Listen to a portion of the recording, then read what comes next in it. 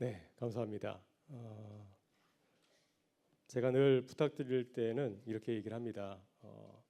기대하지 말고 기도해 달라고 이렇게 말씀을 드립니다. 그래서 오늘 이 시간도 우리가 기대하는 것이 아니라 기대하는 마음과 더불어서 함께 기도하며 말씀을 나눌 때 우리 가운데 하나님의 크신 은혜가 함께하리라 믿습니다. 오늘 저는 이제 그리스도인과 영성이라는 주제로 말씀을 나누고자 하는데요. 설교보다는 주로 강의 위주로 이렇게 말씀을 전하고자 합니다. 그래서 혹시 듣고 궁금한 거 있으면 같이 나누길 원하고요. 또 아직 저도 여러분에게 영성을 말할 만큼 그렇게 연륜이 많이 쌓인 구도자는 아닙니다. 그래서 현재 제 수준에서 제가 알고 있는 영성에 대해 잠깐 나누면서 함께 은혜를 나누고자 합니다. 영성이란 말을 어떻게 정의를 내릴 수 있을까요? 영성이란 말 자체가 우리가 영하게 되면은 스피리추얼해서 뭔가 이렇게 영적인 것을 많이 연상하는 것 같습니다. 그래서 우리 안에 좀 더 머리가 먼 것처럼 많이 생각하는데요. 제가 인터넷에서 영성이란 말을 한번 찾아봤더니 신령스러운 품성이나 성질 이렇게 되어 있습니다. 어떠세요? 잘 정의가 내려진 것 같나요? 저는 잘 내려진 것 같아요. 그리스도인의 영성할 때 그 영성은 세상과 구별된 그리스도인들의 삶의 자세를 말하는 것이 아닌가 하는 생각이 듭니다. 그래서 우리가 그리스도인으로서 어떻게 살아가고 있는가, 어떠한 삶의 자세를 가지고 살아가는가 하는 것이 바로 영성이라고 우리가 정의를 내릴 수가 있습니다. 제가 작년에 그 12월에 이제 모세골에 다녀왔습니다. 모세골은 영락교회를 심화했던 이명수 목사님이 세운 영성 수련원입니다. 모세골은 모세의 골짜기라고 알고 있었는데요. 모세골은 모든 것이 새로워지는 골짜기. 요한계시록 21장의 말씀을 가지고 만물을 새롭게 하노라 이 말씀에 비추어서 모세골이라고 하는 영성 수련원을 세웠습니다. 제가 그곳에서 3박 4일 이렇게 있었는데요. 그때 이명수 목사님께서 제게 도전적인 말씀을 주셨습니다. 영성이란 무엇인가? 영성적인 삶은 무엇이라 생각합니까?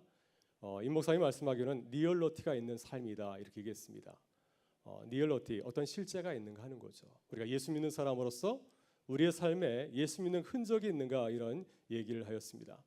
예수 믿는 사람들의 그 다른 게 뭐라고 생각하세요? 이명수 목사님은 한 가지를 얘기했습니다. 기독교 영성을 가진 자의 삶은 어떻게 다른가? 하나님과의 친밀한 대화가 있는가? 이걸 물었습니다. 영성을 가진 사람들의 삶의 특징은 뭔가? 그리스도와 친밀한 만남, 하나님과 친밀한 대화가 있는 자가 바로 그리스도의 영성을 가지고 사는 사람이라고 정의를 내리고 있습니다. 그래서 세상 사람들과 믿는 사람들의 차이가 뭔가 하는 겁니다. 믿는 사람들은 존재 치구의 그런 삶을 살아갑니다. 그래서 하나님과의 깊은 만남을 더 중요하게 생각하고 눈에 보이는 것보다는 눈에 보이지 않는 것, 영원한 것에 관심을 가지고 살아가죠. 결과보다는 내가 열심히 공부해서 어떻게 될 것인가 이것보다는 내 삶의 가정 가운데서 최선을 다하는 것, 이런 것을 소중하게 생각하는 것이 존재 추구의 삶이라고 할 수가 있습니다. 그에 비해서 행위 추구의 삶은 어떤 삶이겠습니까? 가정보다는 이런 결과에 많이 생각하는 거죠. 예수를 믿더라도 내가 예수를 믿어서 얼마나 큰 성공을 할 수 있을까? 내가 어떻게 하면 하나님으로부터 큰 복을 누려서 이 세상 가운데 성공적인 삶을 살 수 있을까? 이러한 삶을 추구하는 사람들을 이렇게 존재 추구의 삶이라고 하지 아니하고 행위 추구의 삶이라고 이렇게 말해볼 수가 있습니다. 그래서 하나님보다는 사람을 더 중요하게 생각하는 것, 이런 사람들이 이제 행위 추구의 삶, 기독교 영성과는 좀 거리가 먼 삶이라고 말할 수 있을 것 같습니다. 저는 성경에서 말하는 영성이 무엇일까 고민하다가 창세기 3장 9절에 있는 말씀이라는 생각이 좀 들었습니다. 창세기 3장 9절에 보게 되면 하나님께서 이제 아담에게 이렇게 질문합니다. 아담아, 내가 어디 있느냐? 하나님께서 사람을 지으시고 아담을 에덴 동산의 동산지기로 삼으셨는데 아담이 자신의 자리에서 이렇게 이탈을 하게 되었습니다. 동산지기가 아니라 스스로 하나님이 되고 싶어 한 것이죠. 그래서 하나님께서 명령하신 선악과를 따먹게 되었습니다. 그때 하나님께서 아담에게 묻죠. 내가 어디 있느냐? 지금 내가 내 자리에 서 있냐 하는 겁니다. 기독교 영성은 무엇일까? 기독교 영성은 자신의 자리를 갖다가 찾아가는 거라 저는 봅니다. 하나님과의 관계, 내 자신의 자리, 또 세상과의 관계 속에서 나를 알아가는 것, 이것이 기독교 영성을 가진 그리스도인의 모습이 아닐까 하는 생각이 듭니다. 오늘 제가 말씀을 나누고자 하는 것은 디모데후서 2장 15절의 말씀인데요. 디모데후서의 말씀을 고른 것은 여러분이 청년 디모데이기 때문입니다. 그래서 디모데 전후서는 바울 사도가 청년 디모데에게 주신 말씀이거든요. 이 디모데후서의 말씀 가운데서 바울이 자신의 후배인, 자신의 그 믿음의 아들인 모세 그 디모데에게 주고 싶었던 그 말씀의 헥기스가 어디 담겨 있을까? 제가 한 디모데서를 쭉 읽어보니까 2장 15절의 말씀이 이렇게 눈에 띄었습니다. 예전에 코스타에서 제가 들었던 말씀인데 바로 이 말씀입니다. 같이 한번 읽어보겠습니다. 너는 진리의 말씀을 옳게 분별하며 부끄러울 것이 없는 일꾼으로 인정된 자로 자신을 하나님께 드리기를 힘쓰라. 아멘. 네. 그래서 바울은 디모데에게 기독교 영성을 당부하고 있습니다. 저는 이 말씀 가운데 제가 여러분에게 당부하고 싶은 세 가지 당부의 그 말씀이 잘 들어있다고 봅니다. 첫 번째는 진리의 말씀을 옳게 분별하라 이렇게 말씀하고 있고요. 둘째는 부끄러울 것이 없는 일꾼으로 인정을 받아라. 세 번째는 내 자신을 하나님께 드리기를 힘쓰라. 이 세 가지 말씀을 주고 있습니다. 이 세 가지 말씀에서 엑기스 단어를 뽑아낸다고 한다면 그 세 가지는 이렇습니다. 진리, 명예, 그리고 소명과 헌신이라고 할 수 있을 것 같습니다. 그래서 바울은 자신의 영성을 돌아보면서 이 세 가지를 이렇게 전하고 있습니다. 바울 자신이 진리를 쫓는 삶을 살았습니다. 그죠? 예수는 누구인가? 진리신 예수 그리스도를 만나기 위해서 그는 아주 고된 삶을 사셨습니다. 예수를 만나기 전에도 힘들었고 예수를 만난 이후에는 그 진리를 위해서 살아가는 삶을 살아갔습니다. 바울은 또한 명예를 위해서 살았습니다. 그리스도의 복음 위에 그 모든 것을 다 배설물로 여기느라. 명예로운 것이 무엇인가? 명예로운 것을 찾고 그 명예를 위해서 자신의 모든 것을 다 바친 사람이 바로 바울 사도였습니다. 세 번째 바울은 소명을 위해서 헌신하였습니다. 하나님께서 그를 이방인의 사도로 부르셨을 때 이 사명을 다하기 위해서 최선을 다했습니다. 그래서 디모데후서에서 보게 되면은 자신을 어떻게 표현하냐면 전제로 표현하고 있습니다. 전제는 제사를 드릴 때 그 위에 기름을 붓는 걸 말합니다. 이 제물이 온전하게 드려질 수 있도록 그 위에 전제 기름을 부었는데 자신을 이방인의 제물을 드리기 위해서 미리 드려지는 전제로 자신을 이해하고 있습니다. 그래서 자신의 사명을 끝까지 다 이렇게 헌신하였습니다. 바울의 시대는 선교 1세대이고요. 또 디모데 시대는 선교 2세대라 할 수 있습니다. 그래서 바울이 디모데에게 말씀하는 것은 이제 선교 1세대가 선교 2세대에게 말씀을 부탁을 하는 거죠. 선교 1세대는 무척 힘들었습니다. 선교 1세대 바울은 이제 교회를 개척해야 됐습니다. 이렇게 소아시아 지역을 다니면서 교회를 개척해야 되는 어려운 사명이 있었고 선교 2세대인 디모데는 어떤 사명이 있었습니까? 이제 선배들이 세웠던 그 교회를 또 이제 목회해야 되는 그런 어려움이 있었습니다. 선교 1세대도 어려웠지만 선교 2세대도 내부적으로는 거짓 사도들이 등장을 하였습니다. 내부적으로는 거짓 사도들과 싸워야 되는 어려움이 있었고 또 외부적으로는 아직 교회가 이 로마 제국의 공인을 받지 않았기 때문에 박해와 핍박 가운데 있었습니다. 그래서 내부적으로도 힘들었고 외부적으로도 굉장히 어려운 가운데 있었습니다. 그래서 바울은 청년 디모데를 바라보면서 어떻게 내 사랑 믿음의 아들 디모데가 성공적인 삶을 살 수 있을까? 그에게 영성이 필요한 것을 알아서 이 디모데후서를 쓰게 되었죠. 저도 이제 우리 교회에서는 선교 3세대라 할 수 있을 것 같아요. 제가 네 번째 담임 목사인데 저를 이제 4세대라고 할 수 있겠죠. 그래서 제가 이제 지금 63주년이 됐는데 아마 여러분은 이제 5세대가 되지 않을까 생각이 듭니다. 그래서 저희 세대는 무척 힘들지만은 여러분의 세대는 더욱더 힘든 것 같습니다. 그래서 우리가 은강교회를 섬기면서 또 이 시대를 살아가면서 우리가 그리스도인으로 성공적인 삶을 살기 위해서는 오늘 바울이 우리에게 당부하는 세 가지 영성의 자세가 필요하지 않을까 해서 함께 말씀을 나누고자 합니다. 첫 번째 제가 여러분에게 당부하고 싶은 청년 디모데의 영성 첫 번째는 진리의 말씀을 옳게 분별하라고 하는 것입니다. 진리의 관심을 가지라고 하는 것입니다. 여러분 진리가 라틴어로 어떻게 되죠? 베리타스, 그죠? 진리, 베리타스. 헬라어로는 알레세이아. 진리는 어떤 겁니까? 우리는 뭐를 진리라고 말하죠? 진리는 변하지 않는 것입니다. 영원한 것을 우리가 진리라고 말할 수가 있습니다. 우리 그리스도인들은 변하는 것을 추구하는 사람들입니까? 아니면 변하지 않는 것을 추구하는 사람들입니까? 우리 예수 믿는 사람들은 진리를 추구하는 사람들, 변하지 않는 것, 영원한 것을 추구하는 사람들이죠. 우리 시대를 뭐라고 부르죠? 우리 시대를 포스트 모더니즘이라고 합니다. 포스트 모더니즘 하면 우리말이 아니기 때문에 굉장히 어렵지만은 탈근대 그래서 모든 가치를 부정하는 시대가 우리 시대입니다. 예전에는 목사님이 이렇게 하세요 하면 다 예했습니다. 근데 지금은 목사님이 이렇게 하면 좋겠습니다 하면 다 손들고 얘기합니다. 근데요 목사님 이건 이래요 하면서 그 절대적인 권위를 인정하지 않습니다. 그래서 우리 사회에 참 어려운 점이 뭐냐면 진리가 보이지 않는다고 하는 겁니다. 상대적인 진리가 보입니다. 서로 다 자신이 가진 거, 또 자신이 생각하는 것을 진리라고 생각하고 있는 거, 이것이 우리 시대에 굉장히 어려운 점이 아닙니까? 종교다원 주자는 어떤 얘기를 하죠? 모든 종교는 진리에 이르는 길이 있다. 불교도 구원에 이를 수가 있고 기독교도 마찬가지고 모든 종교는 다 진리에 이르는 길이 있다고 이 시대는 말하고 있습니다. 우리 시대가 점점 더 힘들어지는 것은 뭐냐면 제4차 산업혁명 시대이죠. 컴퓨터의 발달로 인하여서 인간 이상의 것들이 이렇게 나타나고 있습니다. 우리 인간의 역할이 점점점 줄어드는 그런 시대에 살고 있습니다. 그래서 앞으로는 아마 교회에서도 어쩌면 목사님이 말씀을 전하지 아니하고 목사님이 몸이 아프면은 인공지능이 나와서 오늘 말씀을 대신하겠습니다 이렇게 말하는 시대가 도래하지 않을까. 또 아마 카톨릭에서는 그 죄를 지면 이제 이렇게 참여하는 거 있죠. 그걸 뭐라고 합니까? 고해성사 하잖아요. 아마 앞으로는 고해성사도 인공지능이 대신하지 않을까 그런 얘기를 하기도 합니다. 그리고 아마 앞으로 한 20년 지나면 교회에는 아마 인공지능 로봇가 하나씩 있지 않을까 생각이 듭니다. 어쩌면은 인공지능이 사람보다 더 아주 자세하게 우리의 문제를 진단하고 잘 설명해 주지 않을까 하는 생각이 듭니다.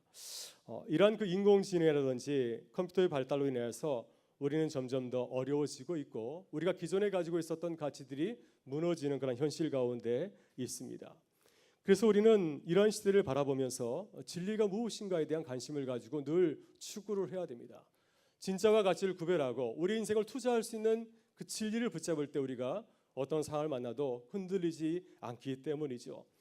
여러분 바울과 디모데의 시도도 이러한 포스트 모던 시대였습니다. 우리만 포스트 모던 시대를 갖고 있는 것이 아니라 바울과 바나바가 살아가던 그 오래전의 그 시대도 포스트 모던 시대라고 할 수가 있습니다. 왜냐하면 그 시대는 종교 혼합주의의 그런 시대였습니다. 로마 제국이 이제 전 세계를 이렇게 정복한 다음에 각 민족이 가지고 있는 그 종교를 다 인정하였습니다. 로마에 특별히 반대하지 아니하면 반하거나 저항하지 아니하면 그 모든 민족이 가지고 있는 종교와 도덕까지 다 인정해 주었습니다. 그래서 로마 제국에는 수천 개의 종교가 있었습니다. 그 중에 하나가 기독교의 종교였습니다. 외부에게 알려지지 않은 종교를 뭐라고 불렀냐면 미르 종교, 영어로 미스테리 릴리존이라 불렀습니다. 그 의식 내용이 밖에 알려지지 않았기 때문에 미르, 은밀한 의식을 가진 종교라 해서 미리 종교가 있었습니다. 그 중에 하나도 기독교였다고 하는 겁니다. 그래서 이러한 수많은 종교 가운데서 바울과 디모데 시대에 많은 사도들이 진리의 경쟁을 했던 거죠. 너의 종교가 진짜냐 아니면 우리의 종교가 진짜냐 하는 진리의 경쟁을 하게 되었습니다. 여러분 바울 당시 이스라엘 사회에서도 여러 종파가 있었습니다. 바리새파가 있었고 사두개파가 있었고 젤로 땅이 있었고 또 쿰란이 있었고 그리고 또 그 가운데 이 예수님을 따르는 제자들도 있었습니다. 그래서 이 팔레스타인이라는 좁은 땅 안에서도 서로 자신이 최고라고 하는 우리가 가지고 있는 이 믿음이 최고라고 주장하는 많은 그런 종파들이 있었다고 하는 것이죠. 그 중에 하나가 바리새파였고 또 바울은 그러한 바리새의 그러한 신앙을 가지고 있었습니다. 자신이 믿고 있는 바리새주의, 엄격한 율법 점수를 통하여서 우리가 구원에 이를 수 있다. 이스라엘을 회복할 수 있다. 우리가 율법을 잘 지킬 때 하나님께서 우리 가운데 구원을 가져다 줄 것이라는 믿음을 가지고서 바울은 열심히 율법을 추구하였습니다. 이러한 율법 중심적인 신앙을 갖고 있었기 때문에 바울은 기독교를 받게 했던 것이죠. 여러분 그러다가 바울은 이제 예수 그리스도 안에서 진리를 만나게 되었습니다. 교회를 열심히 박해하는 가운데서 이제 다메섹에 있는 예수 믿는 사람들을 잡으러 가다가 다메섹 도상에서 진리이신 예수를 만나게 됐던 거죠. 그래서 부활하신 예수가 그에게 나타났습니다.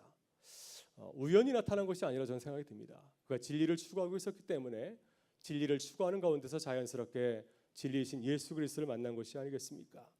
그래서 예수를 만났을 때 빛 대신 예수를 만났기 때문에 그의 눈에 앞을 보지 못하게 되었습니다.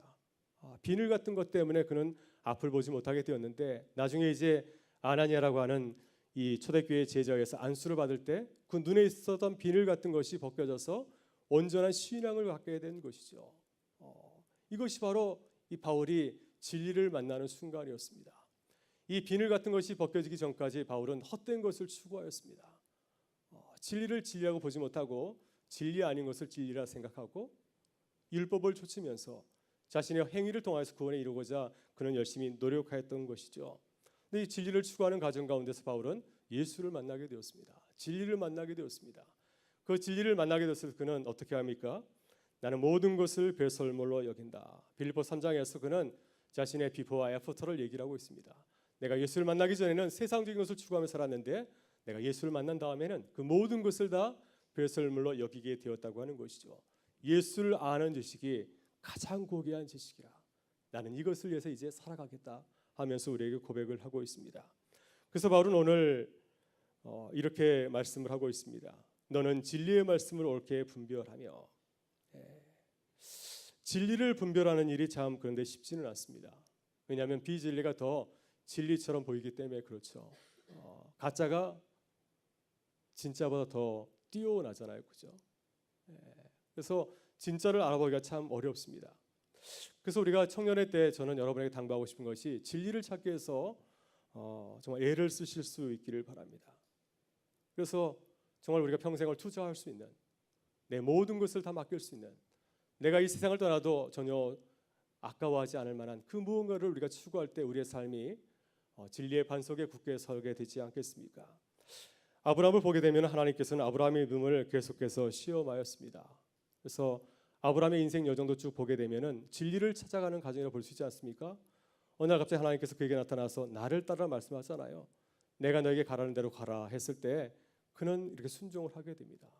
처음에는 그게 작은 믿음이었지만은 그러나 하나님의 말씀에 순종하는 길을 걸어가면서 때로는 넘어지기도 하고 또한 때로는 실수하기도 하였지만은 그러나 그 믿음의 길 위에서 계속해서 또 시험하고 또 훈련하고 하기 때문에 마지막에 우리가 이제 창세기 22장에 가게 되면은 그의 믿음이 온전히 서게 되는 걸 보게 됩니다. 하나님께서 그에게 내 자녀를 모리아 산에 가서 번제물로 바치라 했을 때 그는 두려워하지 않습니까? 기꺼이 자신의 아들까지 바칠 수 있는 하나님에 대한 그 온전한 신앙이 있기 때문에 자신의 모든 것을 내어줄 수 있는 그 진리 가운데 들어가고 있는 것을 보게 됩니다. 여러분 진리의 때 진리를 찾기 위해서 애를 쓸 수 있기를 간절히 바랍니다. 제 삶을 잠깐 이렇게 말씀을 드리면요, 저는 그 33살인 것 같아요. 33살에 30이 넘었을 때 미국에 유학을 가게 되었습니다. 제가 유학을 가서 이제 한 10년간 이렇게 살게 되었는데 유학을 떠난 중요한 이유 중에 하나는 진리를 찾기 위해서였습니다. 이렇게 들으면 굉장히 대단한 것처럼 보이지만은 그것보다는 내가 어차피 목사의 길을 걸어가니 내가 하나님의 말씀을 잘 연구해서 소위 박사가 되면은 내가 하나님의 말씀을 잘 이해하지 않을까 하는 기대를 가지고서 제가 이렇게 유학을 가게 되었습니다. 제가 12년 동안 이렇게 10년간 공부해서 이제 학위를 받게 되었는데요. 미국 생활을 돌아보면 제가 진리를 찾은 것 같습니다. 어떤 진리를 찾았는가? 내가 아무것도 아니구나 하는 사실을 깨닫게 되었습니다. 그래서 제가 이 미국 생활을 통해서 깨달은 중요한 진리 가운데 하나는 뭐냐면 내가 아무것도 아니구나 하는 사실을 깨닫게 되었다고 하는 것입니다. 하나님의 은혜가 아니면은 내가 아무것도 할 수 없구나 하는 사실을 깨닫게 되었습니다. 제가 7년 동안은 굉장히 일이 잘 풀렸습니다. 학교에서도 제가 RA를 하게 되었는데요. 연구 조교를 하게 되었는데 헬라와 라틴어를 가지고서 고대 교부들의 그 문헌을 이렇게 대주하는 그런 일을 하였습니다. 유학생들 가운데서 가장 페이가 높았습니다. 그래서 1시간 일하면 많이 받을 때는 10화불까지 받았습니다. 그래서 제가 한 6, 7년간은 어려움이 없이 이렇게 지내게 되었는데 7년이 되었을 때 9.11 사태가 벌어지게 되었고 또 그 사태로 인해 가지고 제가 이제 비자가 만료하게 되었어요. 학상 비자를 이제 연장하기 위해서 학교를 가게 되었는데 가서 보니까 3일이 늦어서 제가 불법 체류자가 되었습니다. 그래서 제가 모든 것을 다 내려놓게 되었습니다. 제 수입이 제로가 되게 되었고 그런 가운데서 큰 어려움을 겪게 되었습니다. 그때 제가 만났던 말씀 중에 하나가 뭐냐면 창세기에 나오는 바로의 기도입니다. 요셉이 해몽해 준 바로의 기도라는 말씀을 제가 깨닫게 되었습니다. 여러분 바로의 그 꿈의 내용이 무엇이죠? 7년 풍년 7년 대흉년입니다. 앞으로 애굽 가운데 7년 풍년이 있고 또 7년이 지나면은 추운열 흉년이 있을 거라고 하는 거죠. 그러니 내일을 대비하라는 그 말씀이었습니다. 새벽에 제가 마음이 답답해서 기도하는데 이 말씀이 떠올랐어요. 지난 7년간 내가 잘 살았던 거 내가 능력이 있어서가 아니라 하나님께서 내게 은혜를 주셨구나. 공부 잘 마치고 가서 교회를 섬기라고 은혜를 주신 거구나. 제가 그걸 몰랐습니다. 이게. 그때 제가 얼마나 부끄러운지 몰라요. 그래서 하나님께 제가 간절히 기도했어요. 하나님 다시 은혜를 주십시오. 제가 잘 마치고 가서 제가 은혜를 받은 사람으로 사역을 할 수 있도록 도와주시길 바랍니다. 제가 하나님께 정말 은혜 주셔서 제가 그 과정을 잘 마치게 되었습니다. 그래서 제가 그 유학 생활을 통해서 제가 굉장히 감사하는 것은 뭐냐면은 내가 아무것도 아니구나. 하나님의 은혜 가운데 살아가고 있다는 사실을 깊이 깨닫게 되었다고 하는 것이죠. 그래서 어떤 면에서 저는 그 생활이 미국 생활 10년이 저에게 겸손을 가져다 준 생활이 아닐까 하는 생각이 듭니다. 그래서 이렇게 진리를 우리가 추구하는 가정 가운데서 하나님의 크신 은혜와 사랑을 우리가 만나게 될 줄 믿습니다. 여러분 그리스도인의 영성은 진리를 찾아가는 여정이라고 할 수가 있습니다. 진리를 찾을 때 인생의 길이 열리게 될 줄 믿습니다. 여러분 모세도 40년 동안 진리를 찾는 구도자의 길을 걸었습니다. 그는 처음에 애굽의 왕자였기 때문에 자신의 힘과 능력을 가지고서 이스라엘을 구원하기를 간절히 이렇게 사모하였습니다. 자신의 내가 애굽의 왕자이기 때문에 내가 얼마든지 내 힘을 가지고서 내 민족을 구원할 수 있지 않는가 하는 생각을 하게 되었습니다. 그러나 그런 꿈은 사라지게 되었고 그가 이제 살인죄로 인해 가지고 작은 실수로 인해서 모든 것을 다 잊고 광야에 가서 이제 목자가 되지 않았습니까? 목자 40년의 여정을 통해서 그는 철저하게 무너졌습니다.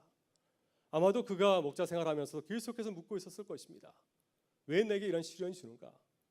정말 하나님은 살아계시는가 하는 사실을 계속해서 묻고 물었을 때 그가 겸손해지게 되었을 때 비로소 그는 불타는 떨기나무 가운데서 하나님을 만나게 되었습니다.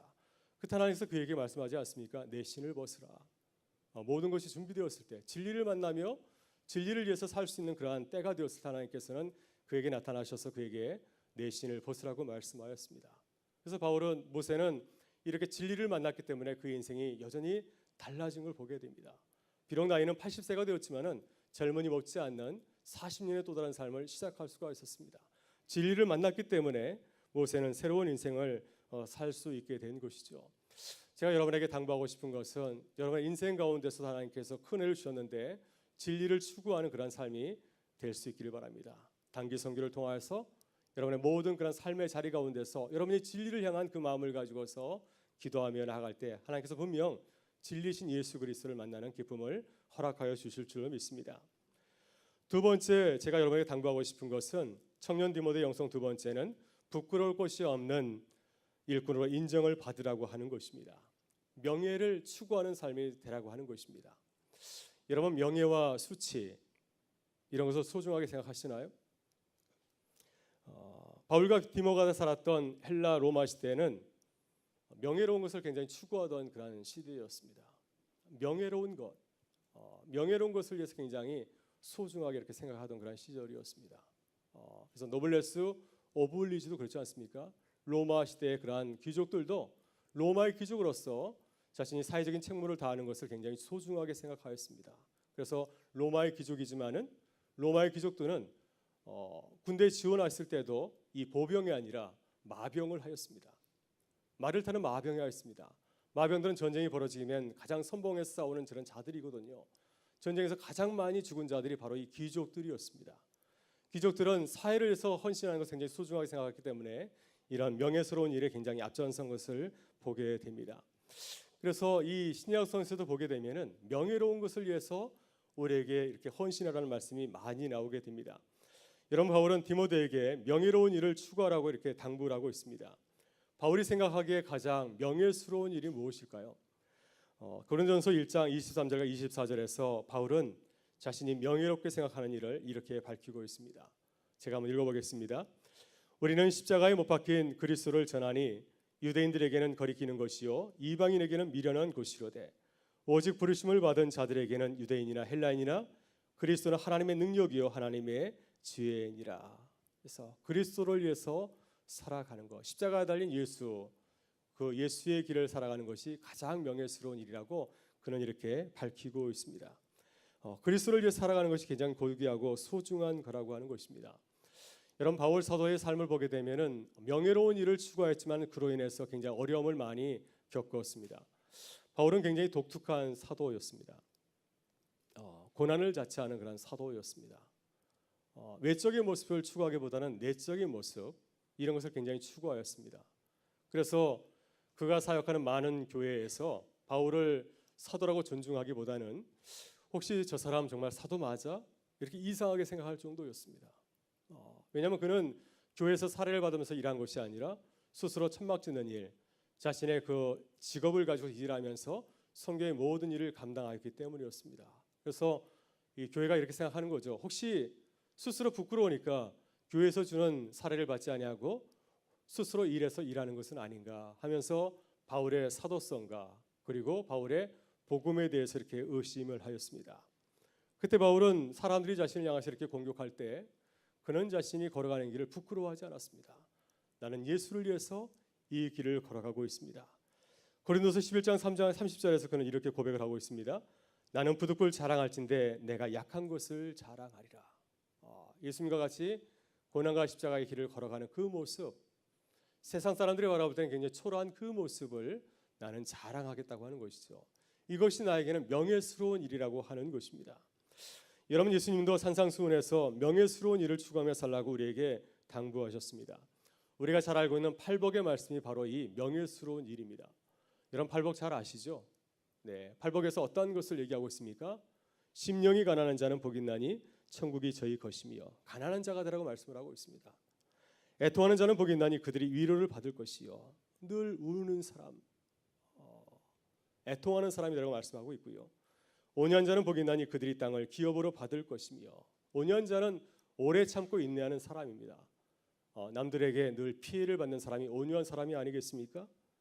의에 줄이고 목마른 사람, 늘 의로 인해서 핍박을 받는 그런 사람이 복이 있다 말씀을 하고 있고 마음이 청결한 자, 화평하게 하는 자, 의를 위하여 박해를 받는 자, 또 나로 말미암아 너희를 욕하고 박해하는 그 자가 복이 있나니 또 모든 악한 말을 들을 때 너희가 복이 있다 이렇게 말씀을 하고 있습니다. 그래서 예수님께서 우리에게 말씀해 주신 명예로운 길도 세상의 길과는 전혀 다른 것임을 볼 수가 있습니다. 그러나 주님은 분명하게 말씀하시죠. 너희가 심령이 가난한 자가 되면, 애통하는 자가 되면, 의를 위해서 박해를 받고 핍박을 받게 되면은, 나를 위해서 어려움을 당하면은 너희는 큰 복이 있다고 하는 것이죠. 이 말씀은 무엇입니까? 주님의 말씀을 명예롭게 생각하고 그 길을 걸어가라고 말씀하고 있는 것이죠. 여러분 우리가 세상의 명예가 아니라 그리스도의 명예를 추구하려면은 거룩한 정체성을 우리가 회복을 해야 됩니다. 우리가 굉장히 귀한 존재이구나 하는 사실을 깨닫게 될 때 우리가 세상 사람들을 바라보지 아니하고 우리 스스로 자존감을 가져가면서 명예스러운 일에 우리 자신을 헌신할 수 있다고 하는 것입니다. 성경은 우리의 자존감을 에 대해서 말씀을 하고 있습니다. 너희는 세상의 빛과 소금이라. 네, 세상은 어둠이고 우리가 빛과 소금이라고 하는 것입니다. 여러분 이런 자존감을 가지고서 여러분의 일터에서 일하고 있습니까? 네, 여러분은 빛과 소금이라는 사실을 기억하실 수 있기를 바랍니다. 또 바울 사도는 우리의 시민권은 하늘에 있다고 말씀하고 있습니다. 우리는 세상에 속한 자가 아니라 천국 시민이라고 하는 겁니다. 여러분 미국에서 미국 사람들이 있잖아요. 한국 이제 이민자들이 시민권을 받게 되잖아요. 웁니다. 너무 기뻐서. 왜냐하면 미국에서 시민권을 받게 되면 노후가 보장되거든요. 노후가 보장되기 때문에 와 이제는 내가 편하게 살 수 있게 되었구나 하면서 막 얼마나 좋아하는지 모릅니다. 바울은 우리에게 너희의 시민권은 하늘에 있는지라 우리는 천국 시민이라고 말씀하고 있습니다. 여러분 이 사실을 기쁘게 생각하면서 살아가고 있습니까? 또 하나님께서는 이스라엘 백성들을 이제 애굽에서 해방시켰을 때 그들을 향해서 어떻게 말씀하셨습니까? 나는 너희 하나님이 되고 너희는 나의 백성이 되리라. 너희는 나의 거룩한 백성이 될 것이라고 이렇게 말씀하였습니다. 그러니 거룩한 자존감을 가지고서 살아가라고 하는 것이죠. 여러분 우리가 추구해야 될 것은 뭐냐면 우리가 명예로운 일을 하며 살아가기 위해서는 먼저 해야 될 것이 우리의 거룩한 자존감을 회복하는 것이 매우 중요합니다. 여러분 왕자와 거지라고 하는 그 이야기가 있죠. 왕자와 거지에서 거지가 된 왕자, 거지와 왕자가 만났는데 서로 얼굴이 똑같아서 서로 신분을 바꾸지 않습니까? 거지가 된 왕자가 어떻게 생활했을까요? 거지처럼 말하고 거지처럼 행동했을까요? 그러지 않았을 것입니다. 비록 행생은 거지의 모습을 하고 있지만은 그는 왕자처럼 말하고 왕자처럼 행동했을 것입니다. 왜냐하면 나는 왕자이니까. 그잖아요. 겉모습은 내 모습은 거지이지만은 나는 앞으로 이 나라를 책임질 왕자이기 때문에, 왕이기 때문에 왕자처럼 말하고 행동하지 아니하였겠습니까? 이러한 거룩한 자존감이 우리에게 참 필요한 것 같아요. 내가 거지지만은 왕이라고 한다면은 명예롭게 말하고 행동하는 거, 이것이 우리에게 참 필요하지 않겠습니까? 아주 오래전에 우리 집안에서 이런 일이 있었습니다. 미국에 있을 적에 우리 둘째 채연이가 시크릿 가든, 비밀의 정원이라는 영화를 참 많이 보았습니다. 거기 보게 되면 이제 기조가이가 나오거든요. 그래서 기조가이가 어려움을 당하는, 가문이 이제 기울게 되어서 어려움을 당하는 그 이야기를 쭉 나오고 있는데, 하루는 이제 우리 채연이가 목욕을 한 다음에 옷을 갈아입게 되었습니다. 그런데 옷을 갈아입는데 갑자기 채연이가 이렇게 하고 서 있는 것이었습니다. 채연아 뭐해? 그랬더니 옷을 입혀달라는 겁니다. 이게 보니까 비밀의 정원에서 귀족 소녀가 옷을 입을 때 이렇게 손을 들고 있으면은 이렇게 하녀가 옷을 입혀주더라고요. 그래서 우리 채연이가 이렇게 거룩한 자존감을 가지고 있었어요. 네, 그래서 우리에게 이러한 자존감이 필요하지 않나 생각이 듭니다. 우리가 어떤 곳에 있든지 간에 우리는 하나님의 자녀라고 하는 그런 거룩한 자존감을 가지고 있을 때 우리가 거룩한 백성으로 행동하지 않을까 싶습니다. 여러분, 우리가 거룩한 자의식을 가지게 되면 우리의 행동이 바뀌게 되죠. 우리는 하나님의 자녀입니다. 우리는 하나님의 백성입니다. 우리는 하나님 나라를 보여주는 하나님 나라의 그 청지기입니다. 이러한 자존감을 가지고 있을 때 우리의 행동 가지가 변하게 되고 우리가 명예스러운 것을 추구하지 않겠습니까? 우리가 잘 알고 있는 청년 요셉은 애굽의 노예로 팔려갔지만은 그러나 그의 주인 보디발의 아내가 그를 유혹할 때 정색을 하면서 뿌리치지 않았습니까?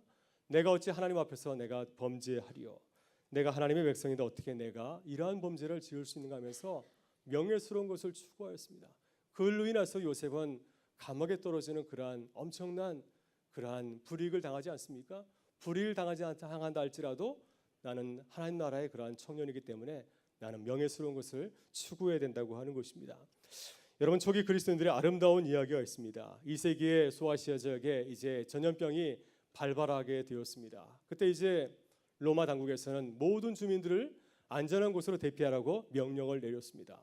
근데 그때 소수의 그리스도인들은 끝까지 남아서 죽은 자들을 장례 치르고 또한 병든 자들 갖다가 치료하다가 함께 죽음을 당하게 되었습니다. 나중에 이제 전염병이 지나게 되었을 때 로마 당국에서 이러한 전염병 지역을 갖다가 이렇게 돌아다니면서 놀라운 사실을 발견하게 되었습니다. 소수의 그리스도인들이 끝까지 병든 자, 죽은 자를 섬기다가 죽었다는 사실을 알게 되었습니다. 그래서 그들이 이제 당국에 편지를 보내면서 놀라움을 표하고 있습니다. 대체 그들은 누구이기 때문에 이렇게 아름다운 일을 하는가 하면서 초기 그리스도인들의 아름다운 그런 모습을 이렇게 증거하고 있습니다. 여러분, 우리는 복음의 가치를 명예롭게 생각하고 살아야 됩니다. 여러분이 가장 명예롭게 생각하는 것은 무엇인가요? 왜 그것을 명예롭게 생각하십니까? 우리는 많은 경우에 세상 사람들이 가지고 있는 그 명예를 추구할 때가 참 많이 있습니다. 그러나 우리가 적어도 하나님의 사람이라고 한다면, 그리스도인들, 예수를 따르는 자들이라고 한다면 우리는 세상적인 가치와 구별된 그리스도인의 가치를 추구해야 되지 않을까 하는 생각이 듭니다. 그런 어떤 그 명예에 대한 바른 영성을 가지고 있어야 여러분이 어디에 가든지 세상과 섞이지 아니하고 이 그리스도의 길을 걸어갈 수 있다 믿습니다. 여러분, 한신교회 이중표 목사님이라고 있습니다. 이분은 거짓 신앙을 이렇게 주장을 하였습니다. 그리스도인들은 거짓처럼 살아야 된다 이렇게 얘기를 하였습니다. 근데 거짓이라는 말이 굉장히 이중적으로 쓰였습니다. 첫 번째, 그리스도인들은 거짓처럼 살아야 된다. 예수님께서 이 세상을 살아가실 때 거짓처럼 아무것도 소유하지 아니하고 겸손하게 청빈하게 살아가신 것처럼 그렇게 살아야 된다.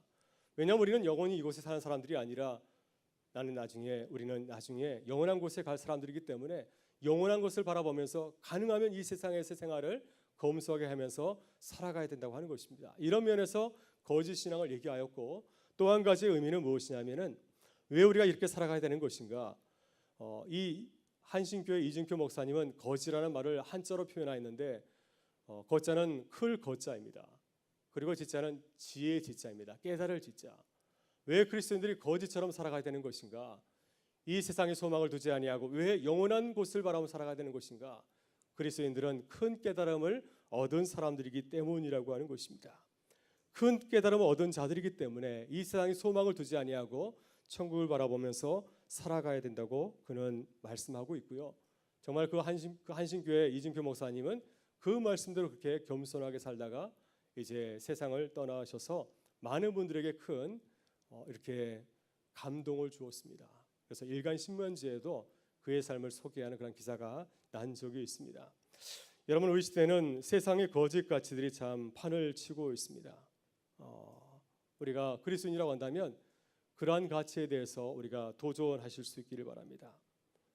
복음적인 것을 위해서 싸우고 명예로운 것, 정말 명예로운 것을 위해서 여러분 가치를 두고 또 그것을 위해서 여러분이 살아가실 수 있기를 바랍니다. 여러분, 거창고등학교 여러분 아시죠? 거창고등학교 10개가 많이 알려져 있습니다. 거창고등학교는 미션 스쿨입니다. 경남 거창에 있는 작은 학교이지만 그 학교에서 많은 그런 졸업생들이 좋은 학교에 진학하게 되고 또 이 친구들이 좋은 그러한 직업인으로 살아가기 때문에 세상에 알려져 있는 미션 스쿨입니다. 이 학교를 세운 전영창 교장 선생님은 이 학교의 그 체육관에 직업 10개를 이렇게 걸어두었다고 하지 않습니까? 그리스도인이라고 한다면 어떠한 그러한 선택의 기준을 가지고서 직업을 선택할 것인가에 대한 10가지 직업 선택의 기준을 세웠는데 그 중에 제가 몇 가지를 소개해 보게 되면 이렇습니다. 중심이 아니라 변두리로 가라. 단두대가 기다리고 있는 곳으로 가라. 부모와 여자친구가 반대하면 반드시 가라. 네, 그래서 그리스도인들이 세상에서 명예로운 것을 추구하며 살아가라. 이것이 영예로운 것이고 그것이 곧 구원에 이르는 길이라는 사실을 이렇게 직업 선택을 통하여서 보여주고 있습니다. 여러분, 명예로운 것을 위해서 힘쓰실 수 있기를 바랍니다. 이것은 우연히 주어지지 않습니다. 여러분이 매일 명예로운 것을 추구하기 위해서 애쓰며 싸울 때 하나님께서 여러분에게 은혜 주셔서 명예로운 길을 걸어갈 수 있는 그 믿음의 능력과 실력을 여러분에게 더하여 주시리라 믿습니다. 우리 청년 디모데 모든 분들이 명예를 위해서 여러분의 청년을 투자하는 그런 귀한 은혜가 있기를 간절히 축원합니다. 네, 마지막으로 청년 디모데 영성 세 번째는 자신을 하나님 앞에 드리기를 힘쓰라고 하는 것입니다. 그래서 마지막으로 우리가 소명과 헌신의 문제를 잠깐 나누고 말씀을 마치고자 합니다. 여러분, 바울은 자신의 소명을 사도로 이해하였습니다. 사도란 말은 헬라어로 아포스톨로스, 보냄을 받은 자라는 뜻을 담고 있습니다. 나는 예수 그리스도에 의해서 이방인 사도로 보내심을 받은 자라고 하는 분명한 소명의식을 가지고 있었습니다. 이방인에서 복음을 전하는 것, 이것이 나의 삶의 사명이라고 하는 것입니다. 하나님께서 내게 주신 길이라고 하는 것이죠. 사도행전을 보게 되면 이 사도 바울의 소명 기사가 3번 나오고 있습니다. 한 번은 누가가 기록한 것이고요. 2번은 이제 바울이 복음을 전하는 과정 가운데서 이제 붙잡혀서 로마로 끌려가는 과정 가운데서 2번 재판을 받게 되었는데 그때 자신을 재판하는 그 왕을 향하여서 자신이 어떻게 예수를 믿게 되었는가 자신의 소명을 갖다가 이렇게 전하고 있습니다. 그래서 그 소명 기사를 가만히 보게 되면 바울이 자신의 소명을 얼마나 소중하게 생각하고 있는가 하는 것을 우리가 깨닫게 됩니다. 여러분도 콜링을 알고 있으죠? 여러분의 콜링이 무엇인지를 여러분 발견하셨습니까? 바울은 자신의 소명을 사도라고 이렇게 이해를 하고 있습니다. 그 나가서 바울은 하나님께서 자신의 주신 그 소명을 위해서 헌신한 자였습니다. 바울이 자신의 그 소명에 대한 헌신을 밝히는 그 말씀들이 많이 성경에 나오고 있는데 사도행전 20장 23절과 24절을 보게 되면은 바울이 자신의 소명을 이렇게 밝히고 있습니다. 바울이 이제 에베소 교회를 떠나게 되었을 때 아가보라고 하는 그런 여선지자가 자신의 몸을 결박하면서 예언하였습니다. 바울이죠, 당신이 이제 예루살렘에 가게 되면은 나처럼 결박을 당할 것입니다. 그래서 이 말씀을 듣게 되었을 때 만약 저라면 하나님 감사합니다. 예루살렘 가지 말라는 것이죠. 이렇게 생각했을 것 같은데 바울은 정반대로 이렇게 고백을 하고 있습니다. 오직 성령이 각성해서 내게 증언하여 결박과 환난이 나를 기다린다 하시나 내가 달려길 것과 주 예수께 받은 사명 곧 하나님의 은혜의 복음을 전하는 일을 마치려 하면은 나의 생명조차 조금도 귀한 것으로 여기지 아니하노라. 이렇게 말씀을 하고 있습니다. 또 디모데후서 4장 7절에서 노년의 바울 사도는 이렇게 자신의 사명에 대해서 이렇게 말씀을 하고 있습니다.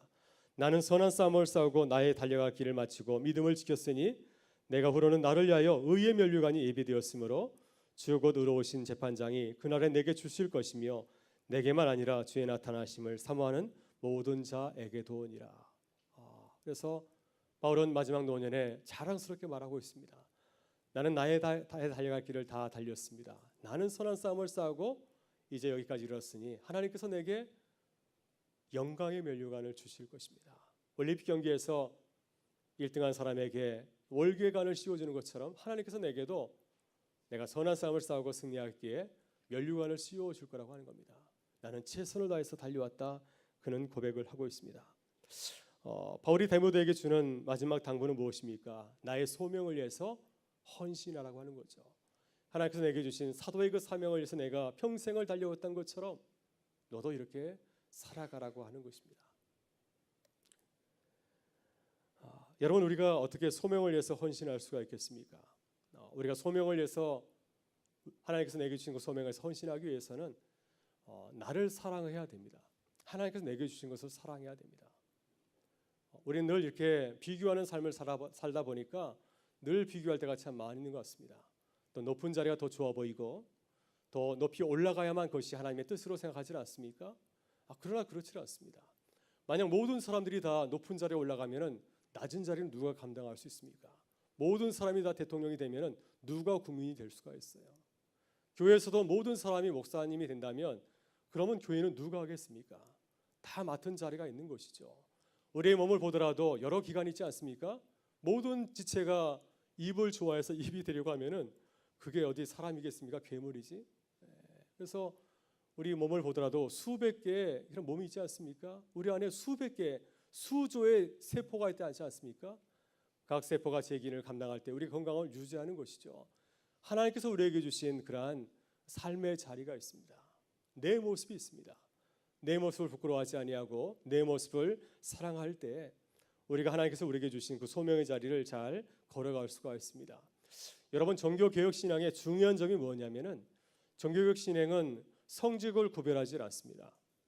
성직자만 거룩한 직업이고 세상의 직업은 세속 직업은 거룩하지 않은 직업이라고 말하지 않습니다. 다 똑같이 거룩한 직업이죠.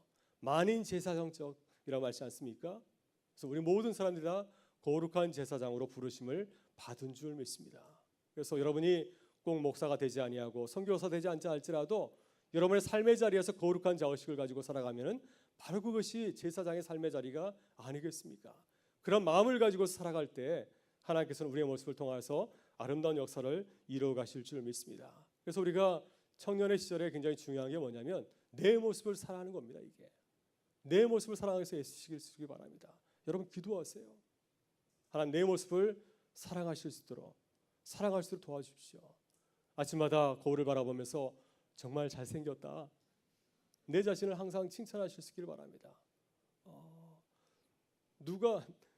내가 나를 사랑하지 않으면 누가 나를 사랑할 수 있겠습니까? 나마저도 나를 사랑하지 않는다면 세상에 나를 사랑할 사람은 누가 있겠습니까? 세상 유일하게 나를 사랑할 수 있는 사람은 나밖에 없습니다. 나를 사랑하는 것이 곧 하나님의 뜻이라고 저는 믿습니다. 여러분, 김동호 목사님이 제가 이제 2002년 코스타 집회에 갔을 때 굉장히 의미 있는 말씀을 하셨습니다. 유학생들이 모인 집회였는데요. 한 2천여 명이 모였었는데 그때 코스타 모인 유학생들에게 김동호 목사님이 이런 말씀을 하셨습니다. 여러분, 인생 2번 선택 잘못하면은 인생 끝나고 맙니다. 이런 얘기를 해주셨습니다. 유학생들이 살아가면서 유학생활이 굉장히 어렵거든요. 가난하고. 그래서 직장을 가지고 살아가는 친구들이 굉장히 부럽습니다. 나도 공부 그만두고 직업 가질까? 그럼 편하게 살 수 있는데, 그래서 공부하던 거 그만두고 직장으로 달려가는 친구들이 있습니다. 또 직장에서 공부하는 친구들은 유학 간 친구들이 부럽지 않잖아요. 굉장히 근사해 보이고 나도 유학 갈까? 그래가지고 좋은 일도 버리고 유학을 떠나는 사람이 있습니다. 이렇게 선택 2번 하면은 인생이 끝나고 만다고 하는 것이죠. 그래서 유학생들에게 부탁하겠습니다. 여러분이 이곳에 온 그 목적, 내가 석사, 박사 하면은 그거 꼭 이루고 나가십시오. 저는 그 말씀을 붙들었어요. 그래서 굉장히 긴 시간이었지만 이왕 시작한 거 끝까지 해야지. 그래서 제 모습을 이렇게 사랑하였습니다.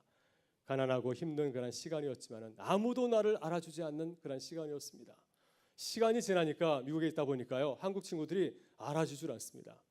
전화를 해도 전화 받지도 않고 이메일 보내면 한 일주일에 답신이 옵니다. 존재 가치가 많이 떨어진 거죠. 그러다 보니까 이제 에이 가버릴까? 이런 마음이 들었는데 그때 그 마음을 누르고 그래 인생 2번 선택하면 끝나고 말지 하면서 끝까지 참았을 때 하나님께서 또한 마치는 그러한 은혜를 주셨습니다. 내 모습, 내가 어디에 처해있든 간에 내가 지금 하고 있는 일을 위해서 최선을 위해서 달려가는 거, 내가 이 일을 통해서 정상에 이르기까지 최선을 위해서 달려가는 거, 그것이 하나님께서 우리에게 당부하시는 청년의 길이 아닌가 하는 생각이 듭니다. 여러분, 우리가 소명의 길을 걸어가기 위해서, 헌신을 다하기 위해서 우리에게 정말로 믿음이 필요합니다. 하나님의 인도하심을 믿어야 됩니다. 여러분, 바울이 걸어간 소명의 길은 고난과 죽음의 길이었습니다. 아무도 그를 알아주지 않는, 열심히 복음을 전하였는데 거짓 사도 아니야? 열심히 복음을 전하였는데 저거 가짜 복음 아니야? 이런 소리를 들었을 때 얼마나 억울하였겠습니까? 그러나 바울이 그 길을 포기하지 아니하고 묵묵히 그 길을 걸어갈 수 있었던 것은 하나님께서 나와 함께 하시며 하나님께서 내게 영광의 길로 인도해 주실 것이라는 그 믿음을 갖고 있었기 때문이었습니다. 여러분, 저는 청년 예수도 마찬가지라 생각이 듭니다. 청년 예수께서 걸어가신 길도 고난과 십자가의 길이었습니다.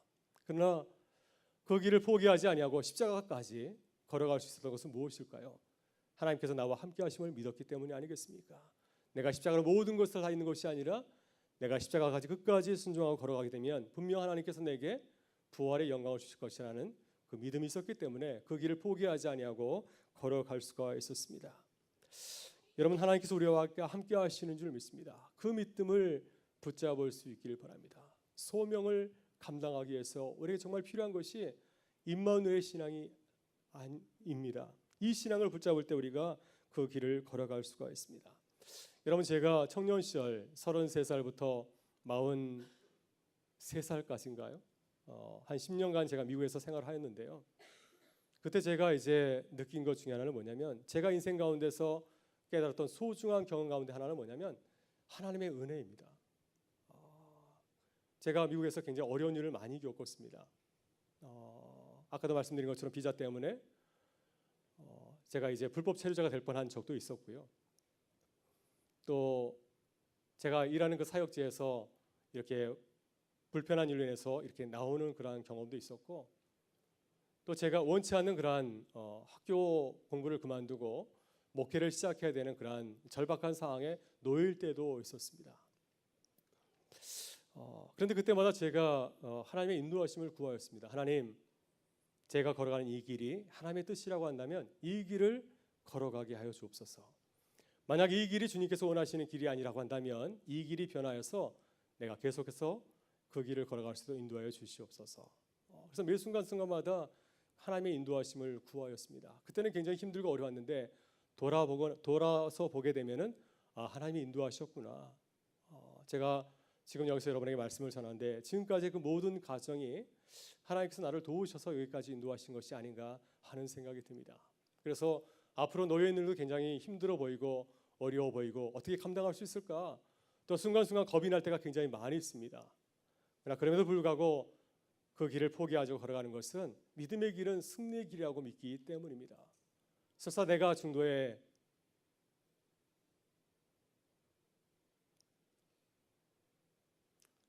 포기하고 물러난다 할지라도 그것마저도 하나님의 뜻이라고 한다면 그것이 하나님의 영광을 위한 길이라고 믿기 때문에 그 믿음을 가지고 걸어갈 때 하나님께서 우리에게 은혜의 길로 이렇게 인도해 주시는 줄 믿습니다.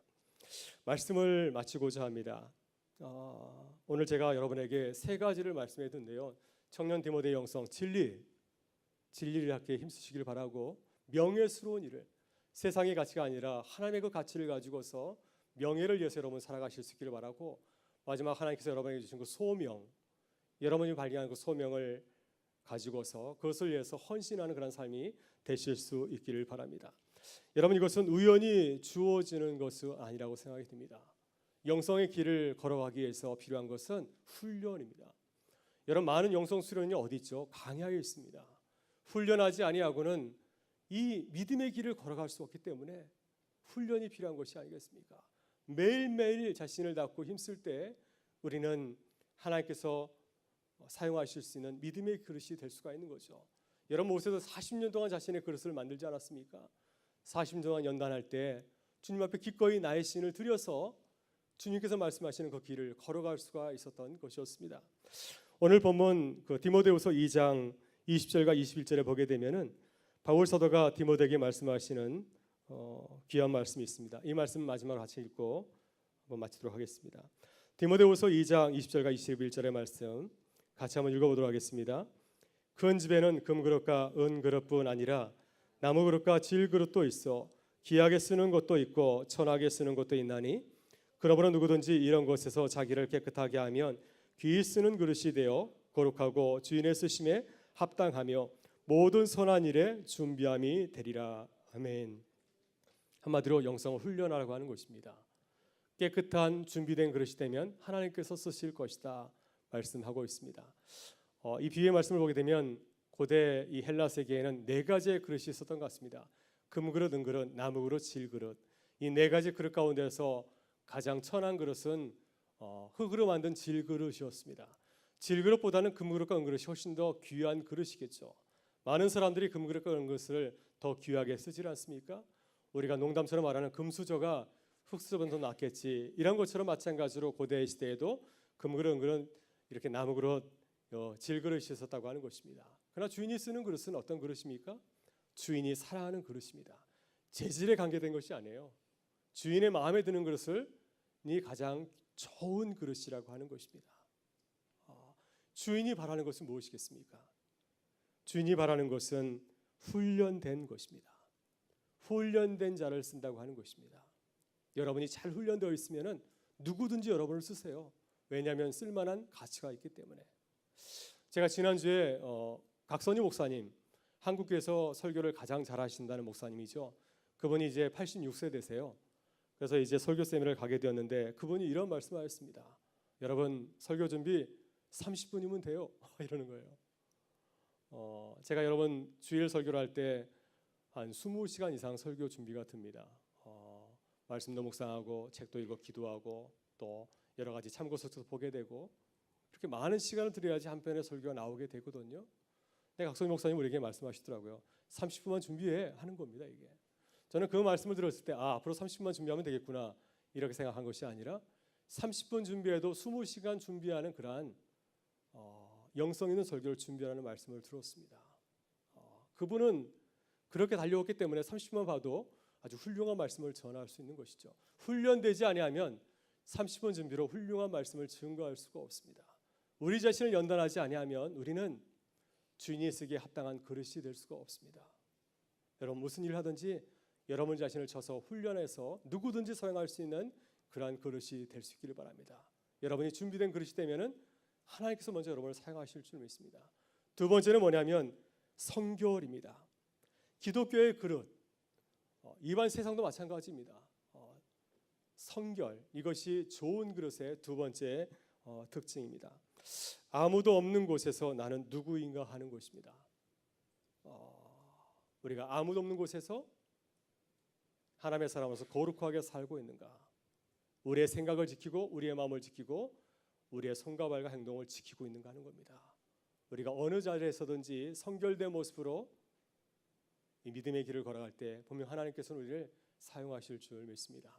제가 얘기 하나 하고 말씀을 마치고자 합니다.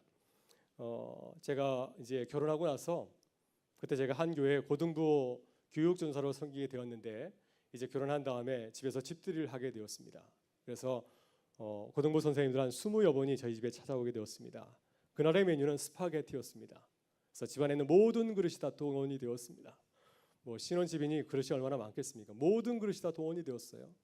교사들과 함께 즐거운 시간을 보내고 이제 12시가 넘어서 이제 교사들은 돌아가게 되었고 제 아내와 저는 이제 설거지하게 되면 시끄러울까 봐 그냥 잠을 자게 되었습니다.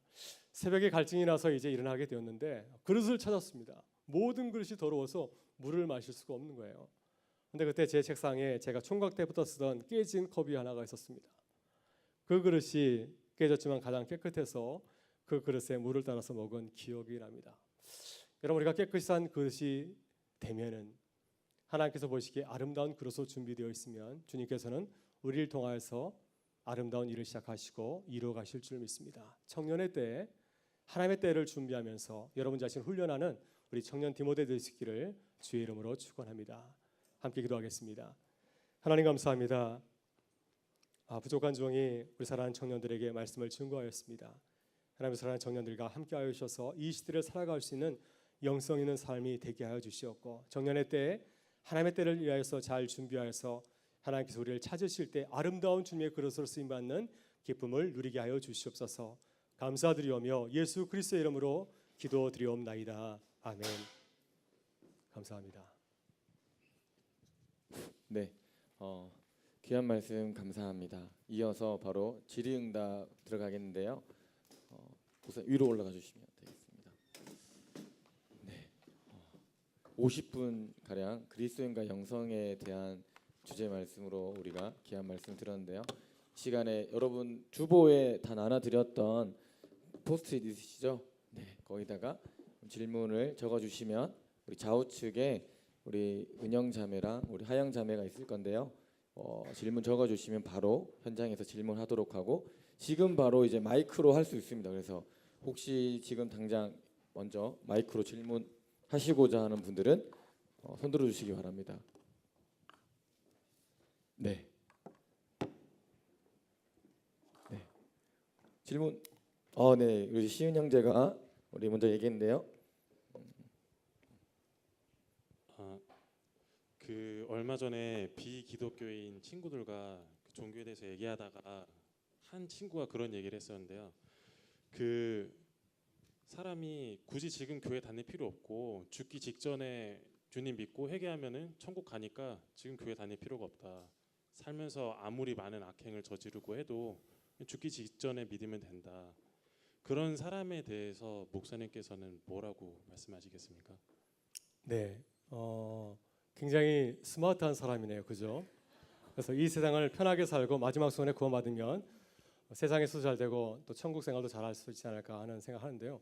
콘스탄틴 다제가 그런 사람이었습니다. 콘스탄틴 다제는 기독교를 공인하였지만 죽을 때 머리맡에서 예수님을 영접하고 세례받고 이렇게 죽은 사람입니다. 근데 저는 이렇게 생각이 들어요. 가장 복된 삶이 무엇인가 하는 거죠.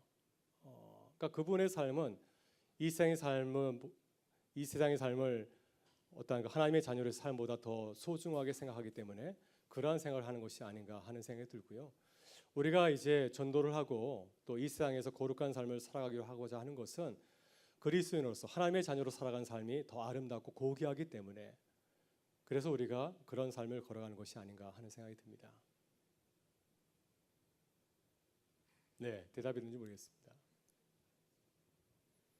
네, 이어서 친구가 질문을 했는데 한번 제가 목사님께 질문해드리겠습니다. 한 전도사님이 한 친구에게 네가 이렇게 성경을 모르는데 뭘 보고 하나님을 믿을 수 있는 건지 모르겠다 라는 말을 하는 것을 들었습니다. 성경을 아는 것이 신앙의 깊이와 지적적인 영향을 끼치는 것은 아닌데, 성경을 잘 모른다고 해서 신앙의 깊이가 얇다고 생각하는 것이 과연 옳을까요? 성경을 몰라도 주님과의 깊은 교제가 가능한 것일까요? 라는 질문을 했습니다. 네, 우리가 하나님을 아는 길은 두 가지가 있습니다. 자연 계시가 있고 일반 계시가 있고 특별 계시가 있습니다. 우리가 성경을 통하지 않고서도 여러 가지 자연을 통하여서 또 사람들을 통해서 하나님을 알 수 있는 길이 있다고 하는 것이죠. 이런 것을 우리가 일반적인 계시라고 합니다. 그렇지만은 특별 계시는 특별히 우리가 특별한 사건을 통해서 하나님을 아는 것이고요. 특별 계시의 그러한 그 정점이 바로 성경이라고 할 수가 있습니다. 우리가 성경을 통하지 않고서도 하나님에 대해서 알고 어렴풋이 알 수 있지만은, 그러나 하나님에 대해서 분명히 알기 위해서는 성경을 통한 그러한 그 깨우침이 중요하다고 봅니다. 왜냐하면 우리가 성경을 의지하지 아니하면은 우리가 하나님에 대해서 또 영원한 세계에 대해서 잘못 알 수 있기 때문이거든요. 예전에 한국 교회 가운데 귀신론이 이렇게 등장한 적이 있습니다. 어떤 교회가 성령의 은사 가운데서 이 축사에 대한 그 능을 이렇게 많이 행하는 그런 교회가 있었습니다. 근데 이 교회에서 말하는 그런 귀신론이 나중에 이단으로 이렇게 정죄를 받게 되었어요. 왜냐하면 그들이 말하는 그 귀신론은 성경에서 말하는 것과는 거리가 있었기 때문이었습니다. 그래서 우리가 성경 안에서 하나님을 만나지 아니하고 성경이 아닌 다른 통로를 통해서 하나님을 만나다 보면은 그러면 진리에서 멀어지게 되고요. 또 우리가 어느 정도 시간이 지나게 되면 내 믿음에 대한 어떤 고집과 편견이 생기기 때문에 결국 하나님을 갖다가 이렇게 부인하게 되는 결과를 초래할 수 있다고 볼 수가 있습니다. 그래서 우리가 바른 신앙, 건강한 신앙을 갖기 위해서는 바른 길을 걸어가야 되지 않을까 하는 생각이 듭니다. 네. 너무 질문이 어렵네요. 네. 성경 많이 보시는 걸로 네, 하겠습니다. 준영. 네. 목사님, 네. 참된 그리스도인이란 무엇이라 생각하시나요? 또 목사님이 생각하시는 참된 그리스도인에 대한 기준이 있다면 무엇인가요? 궁금합니다. 네, 참된 그리스도인 저도 많이 궁금하고요. 참된 그리스도인 글쎄요, 뭐 그 다들 생각하는 그런 기준들이 있을 것 같아요. 근데 제가 생각할 때는 참된 그리스도인은 나보다는 나 중심적인 사람이라기보다는 이렇게 하나님 중심적인 사람이 아닐까 하는 생각이 듭니다. 그래서 어떤 것을 생각하고 이렇게 어떤 것을 결정할 때에도 나의 어떤 욕심, 나의 생각을 위해서 이렇게 판단하는 것이 아니라 이웃을 먼저 생각하고 또 하나님을 먼저 생각하면서 이렇게 판단하는 사람이 참된 그리스도인이 아닐까 하는 생각이 듭니다. 그래서 이 시대에 많은 사람들이 세상 사람들이 교회를 향해서 이렇게 손가락질하는 것은 우리의 기준이 이렇게 우리 자신에게 있기 때문에 그런 것이 아닌가 하는 생각이 들거든요. 그래서 저는 예전에 제가 이제 그 선한 사마리아의 이야기를 들었을 때 굉장히 제가 이렇게 좀 도전을 받았습니다. 그래서 그 이야기를 보게 되면 이제 세 사람의 등장인물이 등장하잖아요. 그래서 제사장과 레위인과 또 사마리아 사람이 등장하게 되는데 이 제사장과 레위인은 강도 만난 사람을 만났을 때 그 사람을 보고도 이렇게 도망쳐 버렸습니다. 그렇지만은 사마리아인은 그 사람을 향해서 이렇게 나아갔거든요. 그래서 우리는 이렇게 볼 때 제사장과 레위인보다도 선한 사마리아 사람들이 더 성품이 좋은 사람이 아닌가 이렇게 착각할 수가 있는 건데요. 저는 왜 이렇게 다른 결과를 가져왔는가 곰곰이 생각해 보면은 질문에 달려 있다고 생각이 듭니다. 제사장과 레위인은 자신을 먼저 생각했거든요. 내가 이 사람을 도와주게 되면 나에게 불이익이 오는 것은 아닌가 하는 생각을 했기 때문에 그 사람은 도망칠 수밖에 없었던 것이죠. 근데 그에 비해서 이제 선한 사마리아인은 나를 위해서 질문을 던진 것이 아니라 만약 내가 이 사람을 도와주지 않으면 이 사람이 어떻게 될 것인가, 죽지 않을까 하는 생각을 했기 때문에 그를 도울 수밖에 없었다고 하는 것이죠. 그리스도인들과 세상 사람들, 저는 그리스도인이라고 해가지고 세상 사람보다 더 뛰어나다고 생각하지 않습니다. 세상에는 얼마든지 탁월한 사람들이 많이 있거든요. 그런데 우리 그리스도인들의 다른 점이 무엇인가 하는 겁니다. 초기 기독교를 보더라도 초기 기독교 그리스도인들은 세상에서 굉장히 천한 사람들이었습니다. 신분이 낮은 사람들이었습니다. 교회 밖에 있는 사람들은 탁월한 사람들이었는데 어떻게 이 두 부류가 이렇게 영적인 전쟁을 벌였는데 나중에 로마 제국이 기독교를 국교로까지 받아들이게 되었는가 하는 것이죠. 그것은 그리스도인의 삶의 기준이 달랐기 때문이라는 생각이 들어요. 나를 위해 살지 아니하고 이웃을 위해 살기 때문에 세상이 그것을 보면서 반한 것이 아닐까. 그래서 참 그리스도인은 나를 위해 살지 아니하고 이웃을 위해 사는 사람, 예수님과 같이 세상을 섬기기 위해 살아가는 사람이 참 그리스도인의 그 기준이 있지 않을까 하는 생각을 해보겠습니다. 네. 혹시 질문 있으신가요? 아까 전에 질문 예약하신 분이 계신데 네, 우리 DTS를 6개월 동안 우리 갔다 온 우리 김정한 형제가 질문을 하고 싶다면 마이크를 우리 갖다 주시면. 너무 수준이 높아서 대답을 못할 것 같은데.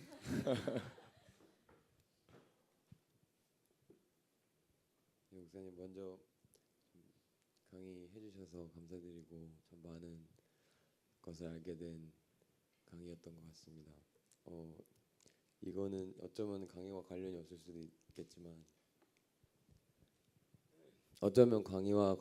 수도 있겠지만 이렇게 짧은 6개월 동안 외국에서 생활을 하다가 그쪽 외국의 신앙들과 그쪽의 사상들을 이렇게 접하면서 우리나라 기독교에 대한 생각을 많이 하게 되었는데요. 지금 현재 한국 기독교에 대해서 여러 가지 이렇게 부정적인 시각도 있고 또 반면에 되게 도전이 될 수 있을 만한 좋은 모습들도 많이 있다고 생각을 하는데 목사님께서 바라보시는 한국 기독교의 앞날이라던가 우리가 나가야 될 방향 같은 것들이 조금 궁금합니다. 좀 넓은 질문일 수 있을 것 같은데. 네, 글쎄요, 제가 뭐 대답할 수 있는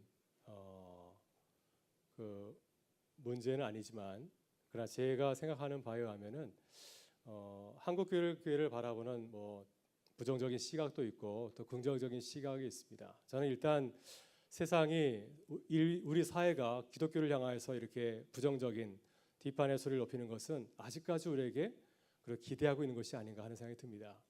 만약 우리를 포기했다고 한다면 한국 교회에 더 이상 가치가 없어, 에이 없으면 좋겠다 생각한다면 아마 아무 얘기도 하지 않을 것 같아요. 근데 여전히 계속해서 우리를 향해서 이렇게 좀 비판적인 목소리를 높이는 것은 그래도 우리에게 기대를 하고 있는 것이 아닌가 하는 생각이 듭니다. 그래서 그런 면에서 우리는 귀담아 듣기를 바라면 좋겠어요. 그래서 제가 예전에 그 숭실대에서 이제 기독교 과목을 이렇게 강의할 적이 있었는데요. 그때 학생들에게 이렇게 발표를 맡기게 되면은 기독교에 대해서 굉장히 정말 막 얼굴이 화끈할 정도의 그런 발표물을 제출한 경우가 있었습니다. 근데 저는 아주 짓궂게 그런 학생들 발표를 시켰어요. 그러니까 본인이 굉장히 좀 무안해 하더라고요. 그래서 목사님 이런 거 발표도 되나요? 하라고 같이 한번 나눠보자면서 시키게 되었는데 그래서 저는 교회의 중요한 자세 중에 하나가 뭐냐면 경청이라고 생각이 듭니다. 우리가 불편한 얘기를 할지라도 그것을 달게 받아들이는 거. 사실은 아직까지 우리에게 관심이 있기 때문에 기독교가 좀 잘 되면 좋겠다는 그런 관심을 있기 때문에 그런 얘기를 하는 것이 아니겠습니까? 좀 부끄럽고 낯뜨겁고 도저히 받아들일 수 없고 때로는 화가 되는 얘기를 할지라도 그 얘기를 우리가 받으면서 아, 우리에게 기대를 하는구나. 우리가 무엇을 해줄 수 있을까? 이런 관심을 가지고서 대화를 하다 보면 그러면 교회가 좀 더 새로워지지 않을까 하는 생각이 듭니다. 저희가 생각할 때는 한국 교회가 굉장히 큰 어려운 위기 가운데 처해 있습니다. 아마 앞으로 10여 년 사이에 교회는 현저하게 달라지게 될 거예요. 그래서 아마 그때 이제 여러분이 굉장히 중요한 역할을 하게 될 것 같은데요. 그래서 지금 한국 교회가 저가 이제 필요한 것이 다음 세대인 청년들과 또 우리 어린 세대들 위해서 더 관심을 가지고서 투자하는 일에 앞서야 되지 않을까 하는 생각이 듭니다. 그래서 아직까지는 눈에 보이는 그러한 이상 징후가 보이질 않습니다. 왜냐하면 50, 60 세대가 주종을 이루고 있기 때문에 주를 이루고 있기 때문에 아직까지 그러한 교회의 심각성을 느끼지 못하는 것 같은데요.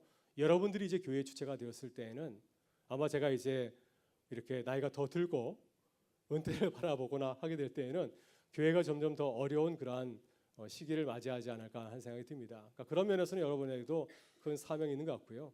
여러분이 듣는 그러한 소리를 들었을 때 그것을 흘려버리지 아니하고 그런 얘기를 공론화해서 함께 나누다 보면은 교회가 새로운 길을 열어갈 수 있는 그런 지혜를 저는 가지게 되리라 생각합니다. 그래서 칭찬보다는 비판 가운데 우리에게 유익한 것이 저는 더 많다고 생각이 듭니다. 네, 목사님 이어서 되게 좀 구체적인 내용인데 직장 생활을 하며 삶을 살다 보면 시간적, 육체적 한계를 많이 느끼게 됩니다.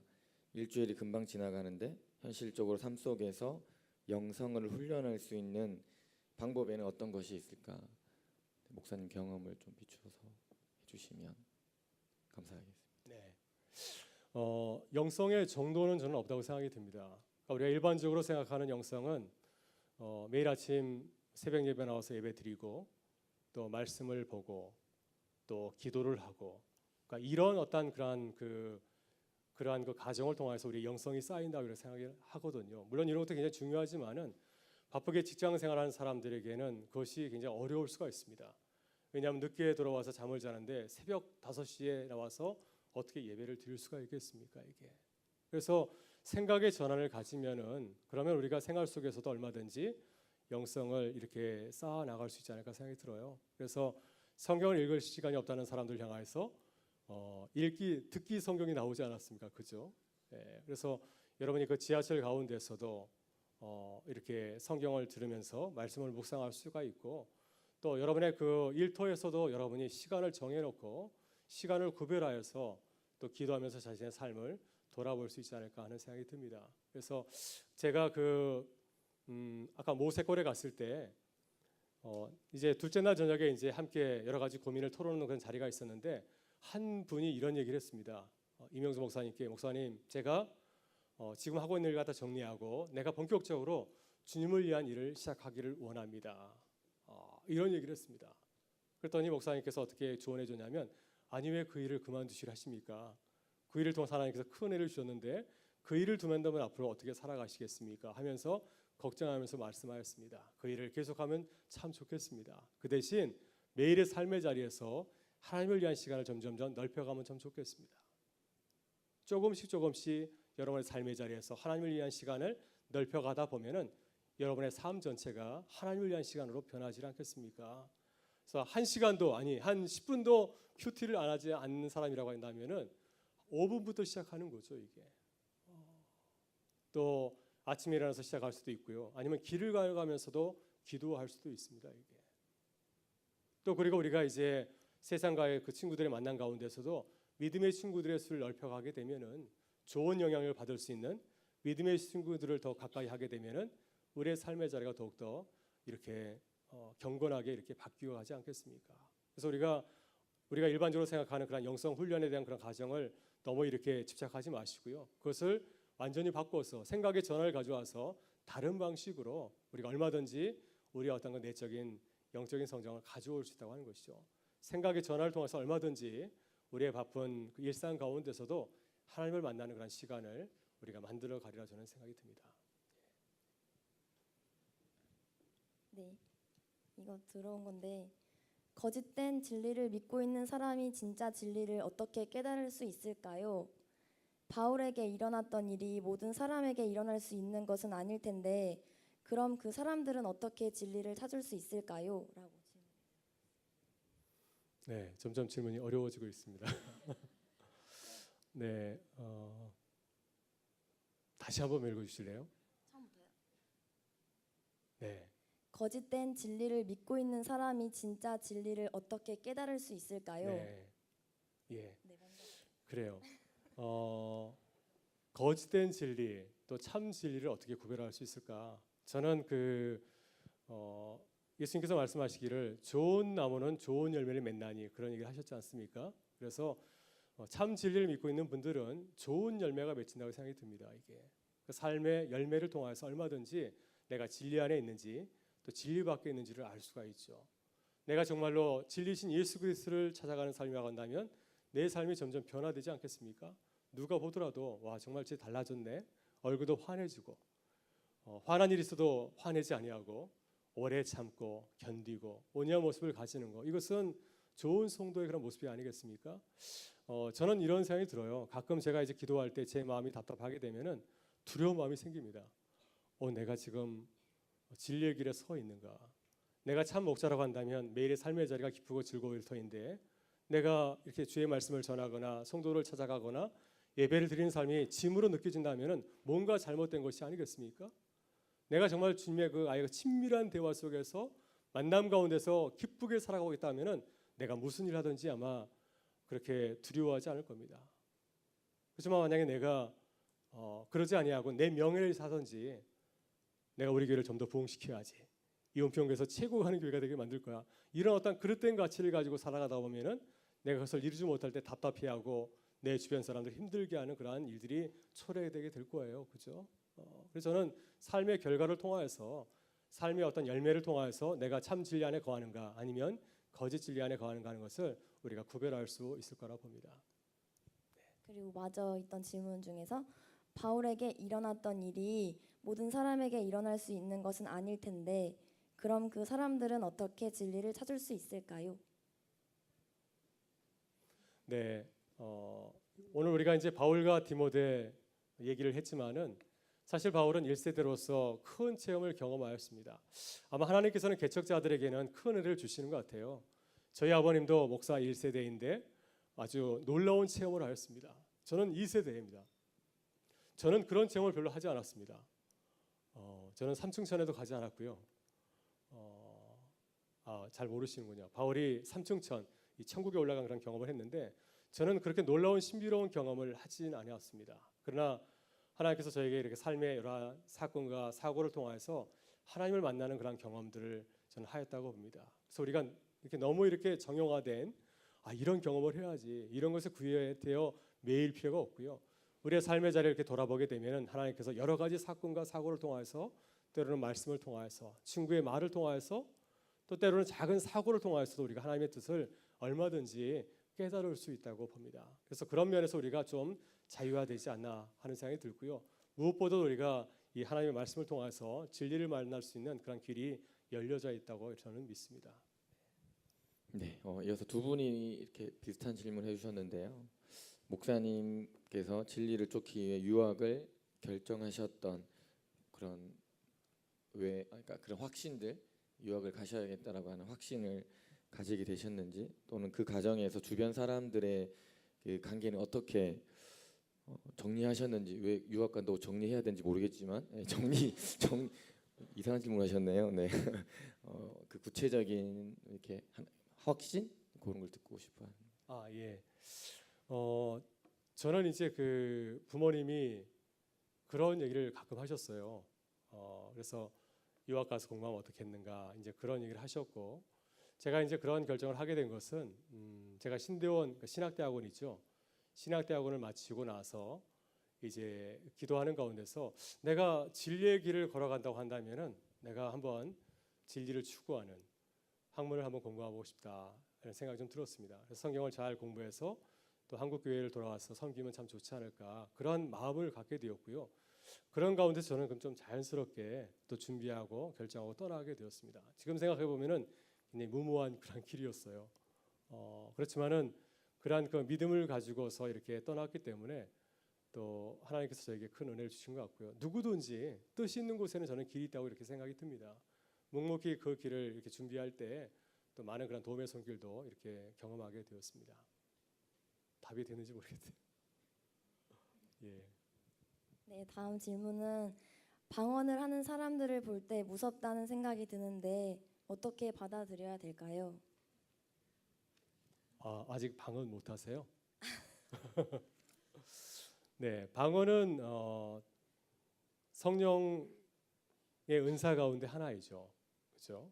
그래서 우리가 마음이 답답할 때 영적인 언어를 통해서 하나님께 기도할 수 있는 통로가 바로 이 방언이라 할 수 있습니다.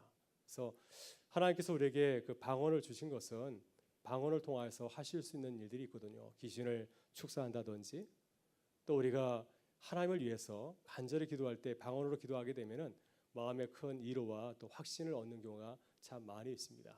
그러나 우리가 두려워할 것은, 걱정할 것은 뭐냐면 방언 그 자체가 이 성령의 은사의 어떤 그 절대적인 기준은 아니라고 하는 거죠. 어떤 그러한 그 기독교 파 중에서 한 곳에서는 성령 은사 가운데 이 방언하는 것을 굉장히 중요하게 생각합니다. 그래서 그러한 교회에서는 방언을 해야 이제 성도로서 이렇게 인정을 받는 그런 경우가 있는데, 그것은 저는 그래 잘못된 교시라고 생각이 들어요. 우리가 방언을 받을 수도 있고 또 방언을 받지 않을 수도 있고, 그것이 굉장히 중요한 것이 아니라, 중요한 것은 저는 아니라고 생각이 듭니다. 혹시 우리가 이제 방언을 받게 되었을 때 혹시라도 주변 면에서 그 방언을 하는 것을 굉장히 걱정하거나 또한 좀 이렇게 꺼려하게 된다고 한다면은 그것을 자제하는 것도 우리에게 필요하지 않을까 하는 생각이 듭니다. 또 우리가 이렇게 방언 기도하는 것을 갖다가 이렇게 사모하면서 기도하게 되면은 하나님께서 우리에게 또 방언의 은사를 저는 주시리라 믿습니다. 네, 방언하시고 얘기하세요. 네, 혹시 질문 있으신 분 있나요? 적지 않았는데 지금 질문이 있으신 분이 있으면. 질문 제가 있습니다. 네, 그러세요? 네. 조금 몇 개 있는데, 첫 번째는 영성이란 자신의 자리를 찾아가는 것이라고 말씀해 주셨는데, 우리 청년들은 자신의 자리를 찾기 위해 어떠한 노력을 하면 좋을까요? 첫 번째 질문입니다.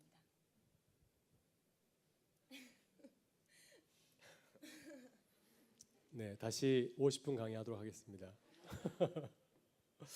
네, 영성을 찾기 위해서 저는 아까도 말씀드린 것처럼 자신의 골방을 좀 만들면 좋을 것 같아요. 그래서 기도하는 시간, 말씀 보는 시간, 이러한 그 하나님과 만남의 자리를 가지는 것이 굉장히 중요하다 생각이 듭니다. 그래서 이런 시간을 점점 이렇게 그래서 소중하게 생각하고 우선순위로 생각하고 나아갈 때 우리의 믿음이 점점 쌓이는 것이 아닌가 하는 생각이 들어서 제가 먼저 말씀드리는 것은 자신의 그 골방을 만드는 일에 이렇게 열심을 다하실 수 있기를 바랍니다. 우리 교회 가운데 보면은 성경 백독 운동이 벌어지는 거 여러분 아시나요? 네, 그래서 우리 여러분의 그 부모님들이겠죠. 부모님들 가운데서 내가 성경 백독을 하겠다 해서 열심히 성경을 읽고 있는 분들이 계세요. 사실은 그 성경을 이 일독하는 것도 굉장히 어렵습니다. 그러니까 보통 사람들은 성경 1년에 일독하는 것도 굉장히 어렵지만은 그러나 성경 백독 하시는 분들은 한 달에 한 번씩 있습니다. 좀 이해가 안 되죠, 그죠? 그래서 특별히 요즘은 이제 그 뭐죠, 성경 읽기 테이프 있죠. 예. 네, 그런 것을 통하여서 듣기 성경을 통하여서 성경을 이렇게 계속해서 들음을 통하여서 얼마든지 우리가 이렇게 성경을 시간과 장소에 구애받지 아니하고 성경을 읽고 묵상할 수 있는 그러한 길이 열렸다고 하는 것이고요. 또 드라마 성경도 있습니다. 그래서 아주 그 인기 연예인들이 좋은 성우들이 성경 말씀을 드라마처럼 읽어서 성경을 쉽게 이해할 수 있는 그러한 여러 가지 좋은 그러한 테이프도 많이 나와 있거든요. 그래서 우리 얼마든지 관심을 가지고 들여다보게 되면은 우리의 영성을 도울 수 있는 많은 길들이 있다고 하는 것이죠. 그러니까 그런 면에서 우리는 핑계를 댈 수가 없습니다. 얼마나 많은 성경이 있는지 몰라요. 그래서 우리가 가지고 있는 이 성경은 뭐 이 성경 몇만 원 주면 살 수가 있지 않습니까? 그러나 바울과 디모데 시대에는 성경은 수백만 원을 호가하는 그러한 아주 비싼 그러한 그 책이었습니다. 왜냐하면 직접 성경을 필사하였기 때문에 부자만이 가지고 있었고, 그리고 바울과 디모데도 성경을 가지고 있지 않았을 겁니다. 회당에 가야만 성경을 만날 수가 있었습니다. 그래서 그들은 어떻게 성경을 읽었는가? 성경을 거의 암송하였습니다. 성경은 어떻게 전래되었냐면은 구전에서 올랐습니다. 입에서 입으로. 그런데 그들이 성경을 얼마나 정확하게 읽었냐면은 거의 그 문자 성경과 틀림이 없었다고 하는 것이죠. 그래서 우리가 이러한 그 상황이나 환경이 어려운 가운데 있지만은 그러나 우리가 그 내면의 그 영성을 우리가 쌓기 위해서 이렇게 관심을 가지고 또 애를 쓰다 보면은 얼마든지 우리 주변에 좋은 그러한 그 영성을 쌓을 수 있는 길이 있다는 것을 보게 되고요. 또 저는 여러분들에게 가끔 신앙 서적을 읽으면 참 좋을 것 같아요. 어려운 신학 서적도 읽으면 참 좋지만은 가끔씩 신앙 서적, 간증 서적을 읽으면 참 좋습니다. 그러면은 간증 서적을 읽게 되면은 은혜의 말씀이 참 따뜻해지게 돼요. 그래서 저도 이제 매주일마다 말씀을 준비하면서 어려운 신학 책을 많이 보기도 하지만은 꼭 신앙 서적 한 권을 보려고 합니다. 그래서 많은 교우들이 삶의 자리에서 어떻게 살아갔는가, 저는 그걸 굉장히 소중하게 생각해요. 단돈 10,000원짜리 책이지만은 그 책 안에는 그 사람의 모든 신앙의 엑기스가 담겨 있거든요. 그 짧은 책을 통하여서 우리가 하나님을 만나고 우리의 신앙을 키울 수 있는 좋은 내용이 그 속에 담겨 있기 때문에 여러분들도 책을 살 때 그런 신앙책을 서적을 가까이 하는 것이 굉장히 유익하다고 저는 생각이 듭니다. 네, 감사합니다. 네, 여러분들 골방을 만드시기 바라고요. 목사님이 저에게도 항상 말씀하시는 거, 새벽기도 빠지지 말라고 늘 말씀하십니다. 그래서 저도 열심히 새벽을 깨고 있으니까요. 여러분의 삶의 자리에서 목사님 말씀하신 대로 그런 훈련들을 계속했으면 참 좋겠다는 생각이 들었습니다. 마지막 질문인 것 같습니다. 예. 청년들에게 혹시 목사님께서 원하시는 그런 청년상, 기독 청년의 어떤 바라는 모습, 그런 삶의 모습들이 계시면 말씀해 주시면 감사하겠습니다. 네,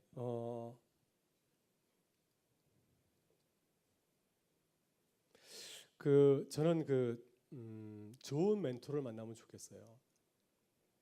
제가 그 유학 생활을 했는데요. 저는 10년 공부했습니다. 그런데 제 주변에서 제가 유학을 갈 때 저에게 이렇게 멘토는 없었어요. 그래서 혼자 이렇게 길을 거쳐가다 보니까 저는 10년 공부를 했습니다. 제가 돌아보면은 좋은 멘토를 만났으면은 제가 5년 만에 끝낼 수 있었을 것 같아요. 그래서 좋은 멘토가 참 필요하다 생각이 들고요. 좋은 멘토는 물론 좋은 친구도 되지만은 우리가 멘토의 그러한 멘토는 그러니까 서로가 서로에게 좋은 멘토가 되면 참 좋겠다 생각이 좀 들고, 그리고 또 좋은 멘토를 찾기 위해서 또 우리가 애를 써야 되지 않을까 생각이 듭니다. 그래서 여러분이 걸어가는 그 길에 대해서 확신이 들지 않을 때 그때 주변 분들에게 또 좋은 멘토를 찾아서 이렇게 묵상을 하게 되면은 정말 그 짧은 만남이지만은 엑기스를 이렇게 맛볼 수가 있습니다. 아, 이렇게 살아야겠구나. 제가 지난번에 말씀드린 것처럼 모세골에 가서 이명수 목사님과 사실 별 대화도 한 적이 없어요. 말을 섞은 적이 거의 없습니다. 단지 그 자리에 앉아 있었지만은 영성을 추구하시는 분이거든요. 그래서 그분과의 말씀과 삶을 통해서 이렇게 살면 참 좋겠다. 이렇게 살면 내가 기쁘게 교회를 섬기고 또 말씀을 전할 수 있겠다 하는 그러한 깨달음을 갖게 되었습니다. 그래서 여러분이 무슨 일을 하든지 두려워하지 말고요. 그 길을 믿음을 가지고 걸어가기를 바라고, 한 가지 말씀드렸는데 아까 말씀드린 것처럼 좋은 멘토를 만나면 참 좋겠습니다. 그래서 좋은 멘토를 통하여서 여러분의 삶이 더욱더 풍성한 삶이 되어지지 않을까 그렇게 믿습니다.